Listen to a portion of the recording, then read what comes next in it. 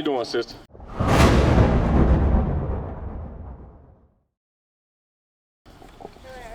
I'm good. Come closer to this sign real quick.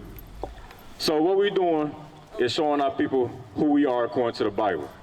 You understand? So go to Matthew chapter 1. God has a chosen people.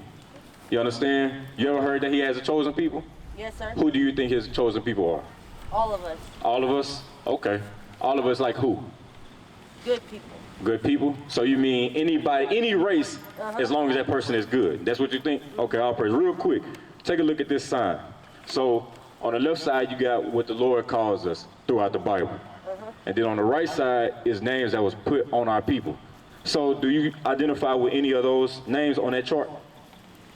Can you look at that and say, I identify as maybe Judah, Native American, Issachar? What does that mean? Which one? All of them. I can't So, read that good. go to Genesis 49 real quick. Genesis 49. So if you come closer, like I said, this is a 12 tribes chart of Israel. Where are you from? Here. You from Hot Springs? Okay, all praise to the Most High. So watch this, Genesis 49 and verse 1. The book of Genesis, chapter 49 and verse 1. And Jacob called unto his sons and said, gather yourselves together, that I may tell you that which shall befall you in the last days. So when you read on in Genesis 49, you read about all the tribes of Israel, right? So that's Jacob's sons. That's what we're showing you. So can you identify with any of these here? You say you're from Hot Springs, right? Okay. So what would be your nationality? I'm gonna help you out. Okay. So Judah, you got American black, will be the so-called African American. Let me jump down. You got Ephraim, which will be the so-called Puerto Ricans. You got what? Gad, the Native Americans. What's your father? My father? Yeah. He's Mexican and my mom's white. He's Mexican. So your father is Mexican. Okay, so get that real quick. Numbers chapter 1. Numbers chapter 1. I knew you identified as somebody. Yeah. These your children? These ones I'm watching, all 6 of mine are in the house. Okay, all praise. So watch this. Read what you got. The book of Numbers, chapter 1 and verse 18. This is the reason why I asked you, what's your father's ethnicity? All right, come on. And they assembled all of the congregation together on the first day of the second month. And they declared their pedigrees. Their what? Their pedigrees. So pedigree is your lineage, your heritage, where you come from, all right? Come on. After their families, by the house of their fathers. By the house of who? Of their fathers. So that's who you take liking after. You understand? The man carries the seed. Whatever your father is, that's what you are. So you say he's a so-called Mexican, right? So now, this day forward, you know. Matter of fact, let's get to it. Deuteronomy 28. Why do you think our people call Mexican now? Or Native American? Or African Americans? Why do you think? Because when you read in the Bible, you don't read those names, do you? Yeah. You understand? But when you read in the Bible, you do read Judah, Gad, Issachar, right? You hear all these type of names, but why is it now that our people are called all these different names? I know. Watch this, Deuteronomy 28. I'm gonna show you exactly why our people are called outside of their God-given name. You got what I want? Verse 15. The book of Deuteronomy, chapter 28 and verse 15. But it shall come to pass, if thou wilt not hearken unto the voice of the Lord thy God, to observe to do all his commandments. How you doing, sister? I didn't even get your name, by the way. Louisa. Louisa? What's her name? Tierra. Tierra and Louisa. All praise. So come closer, Tierra. So, real quick, I just went over the chart, this chart right here with her.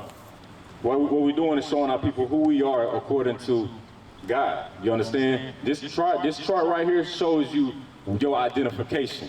You understand? So on the left side, you got what God calls us. On the right side, that's what we call here in America. Now she just identified with Mexican, which would be Issachar. So if you looked on this chart, what would your identification be? According to that, are you a so-called African American? Well, I guess I am with my father and stuff. Right. You heard that, what I just brought out to her? Yes. So what's your father? Black. Black African American, all praise. So you come from the tribe of Judah. All praise. So we got the tribe of Judah and we got Issachar right here, all right? Read what you got. Verse 15, but it shall come to pass, if thou wilt not hearken unto the voice of the Lord thy God, to observe to do all his commandments and his statutes which I command thee this day, that all these curses shall come upon thee and overtake thee. So real quick, so Moses is speaking to the Israelites, the 12 tribes right here, right? He's talking to Judah on down in the wilderness. He told them, if you don't hearken to the commandments, curses are going to be upon your people. That's what it just said, right? All right, so let's get into some. Verse 16.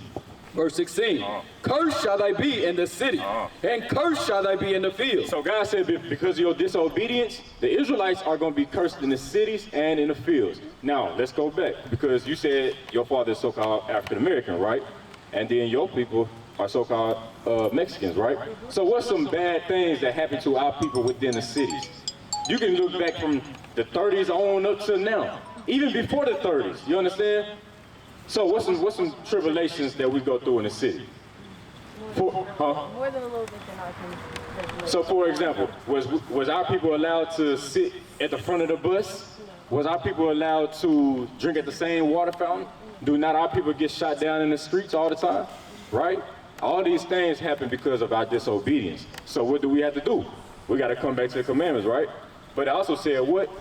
And cursed shall thy be in the field. He said, cursed shall thy be in the field. Take a look at this. That's why we got these signs out here, to give our people a visual. So, for example, was it the white man in the field picking cotton? Was it the Chinese? Was it the Arab? This is why I really need her to come back, because we started off and she said, everybody is God's chosen people, as long as you're a good person, right? But no, that's not the case. The Bible says he chose Israel. Israel make up 12 tribes. All right, read on. Verse 17, cursed shall be thy basket and thy store. Cursed shall thy be the fruit of thy body. Come on. And the fruit of thy land, the increase of thy kind, and the flocks of thy sheep. Give me verse 37. So this is why your name was changed. For, if you don't mind, what's your last name? Walters. Who? Walters. Walters. So do you think that was always your last name? No. Where do you think you got it from? My mother. Your mother? Where do you think your mother got it from? Her dad. Her dad? Which he got it from where? So on, so on. Okay, watch this. Read what you got. Verse 37, and thou shalt become an astonishment. Sis, you stand right? Okay, come on. Thou shalt become an astonishment, a proverb, and a byword, And a what? and a byword among all nations. So a byword is something called outside of, you are called something outside of your God-given name. You understand? You say your last name is Walters, right? Well, what I was trying to get you to understand and hit on is that your last name actually came from a slave master. That's right. You understand? That's because when you got over here, your name was Israel. Our people were Israel. You understand? We didn't even speak English. So when they, give me verse 68. This is what happened because of our disobedience. Remember, we're going through the curses right now for our disobedience. Read what you got. Verse 68, and the Lord shall bring thee into Egypt again with ships. By the way thereof I spake unto thee. So if are y'all familiar with anything of Moses' time? Do you know where Moses freed the people from? No, sir. He freed the people from Egypt, right? So now, read it from the top again. And the Lord shall bring thee into Egypt. So Moses is prophesying to the people, if you disobey, meaning don't hearken to the commandments, he said, I'm gonna bring you into Egypt again. Real quick, I'm gonna show you something. This is not a coincidence. I wish we had the sign out here. Take a look at this dollar real quick. Take a look at that. And I want you to read it again. Verse 68, and the Lord shall bring thee into Egypt again. What's on the back of that dollar? In God we trust, the United States of America. What's the images on there? Show the sister too. What images are on the back of there? The pyramid and the eagle. You got the what? The pyramid and the eagle. You got the pyramid and the eagle, but we here in America right now, right? What's the coincidence? Why do we got a pyramid on the back of a dollar bill? American dollar bill. Right, make it. Read it again. And the Lord shall bring thee into Egypt again. So God said, because of your disobedience, I'm gonna bring you into Egypt again, which means he finna get it. Because the Bible is it's like a puzzle. You understand? You got a question here, then you got an answer here. You got an answer here, and then you got the question here. You understand? Read that. Exodus chapter 20 and verse 2. I am the Lord thy God, which have brought thee out of the land of Egypt. Come on. Out of the house of bondage. What did it just refer Egypt as? Read it again. You gotta get it. I am the Lord thy God, which have brought thee out of the land of Egypt, out of the house of bondage. What did it just refer Egypt as? House of bondage. The house of bondage. You understand? Now go back to Deuteronomy 28:16. I'm trying to give y'all the quick route. You understand? So God said, because of your disobedience, he said, I'm going to send you back into Egypt. Read it again. And the Lord shall bring thee into Egypt again. Meaning what? Bondage, right? Because remember, we just came out of Egypt. Right. Moses had freed us already. You understand? He said, I'm going to bring you back into Egypt again. Come on. With ships. That's the point. So he said, I'm going to bring you into slavery again with ships. That's right. So, 1619, the transatlantic slave trade. Is that not prophesied in the Bible? What is just reading that scripture? You say yes? You say what you say? You familiar with the transatlantic slave trade? You're not?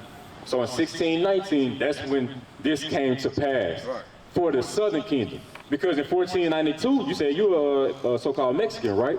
They've been had our people over here. You understand? That's why a lot of our people, like, for example, did y'all celebrate Thanksgiving?